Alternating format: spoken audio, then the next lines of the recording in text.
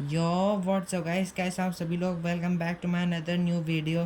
तो आज की इस वीडियो में हम करने जा रहे हैं अपने टाइप्स ऑफ केमिकल रिएक्शन। चलिए अब हम ये वीडियो को शुरू कर देते हैं। Decomposition reaction, when we break down a reactant into simple products then such reaction is called decomposition reaction. जब हम ब्रेक डाउन कर देते हैं रिएक्टेंट को सिंपल प्रोडक्ट्स में, जब उस रिएक्शन को हम क्या कहते हैं, decomposition reaction. Decomposition reaction requires heat energy and when this reaction is carried out by heat then it is called thermal decomposition reaction. जब डीकम्पोजिशन रिएक्शन को हीट एनर्जी की ज़रूरत होती है, तो जो ये एनर्जी होती है, जब हम उसे हीट के जरिए जो रिएक्शन होती है, डीकम्पोजिशन रिएक्शन जो होती है हीट के जरिए, हम उसे क्या कहते हैं, थर्मल डीकम्पोजिशन रिएक्शन।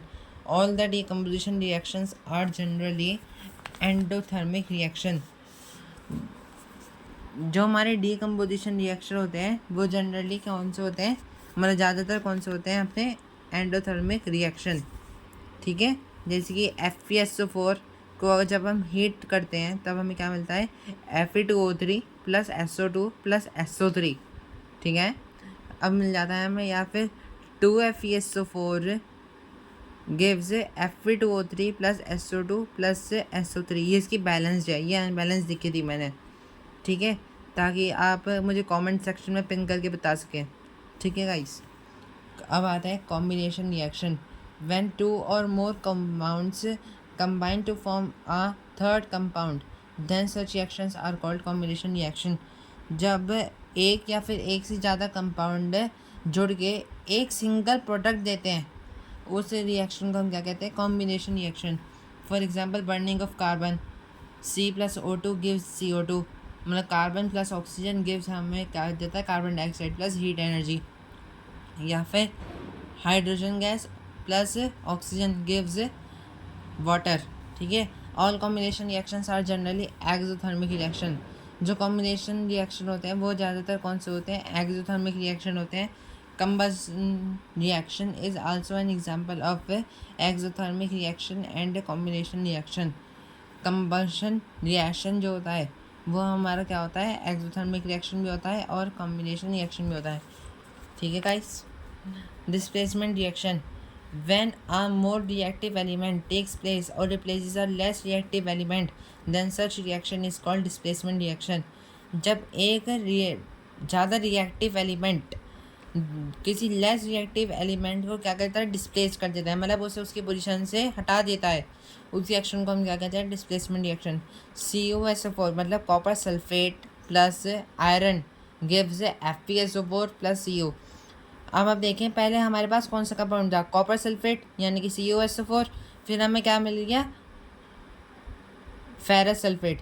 ठीक है ना, FeSO4। तो अगर आप देखें तो यहाँ पर Cu था और अब यहाँ पर Fe आ गया, तो मतलब Fe ज़्यादा रिएक्टिव है किससे, Cu से।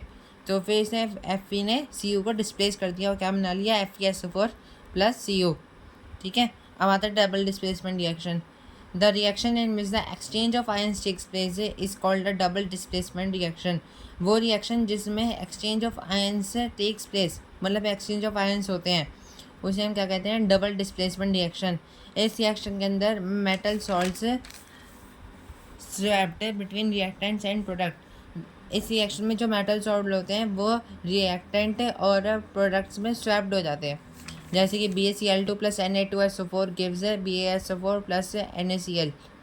ठीक है, यहाँ पर आपका बेरियम क्लोराइड प्लस Na2SO4 क्या होता है, Na सोडियम, SO4 सल्फेट यानी सोडियम सल्फेट गिव्स क्या दे रहा है, barium sulphate and sodium chloride. ये बहुत ज़्यादा इंपॉर्टेंट रिएक्शन है, एग्जाम में आती है ये ज़रूर किसी ना किसी रूप में। अब आती है exothermic reaction. The reactions in which heat is produce release are called exothermic reaction. वो रिएक्शन जिसमें हीट प्रोड्यूस हो या फिर रिलीज हो, बात एक ही बात है कि जब अगर हीट प्रोड्यूस हो रही है तब भी या फिर हीट रिलीज हो रही है तब भी, उसमें क्या आता है, हमारा एक्सोथर्मिक रिएक्शन आता है।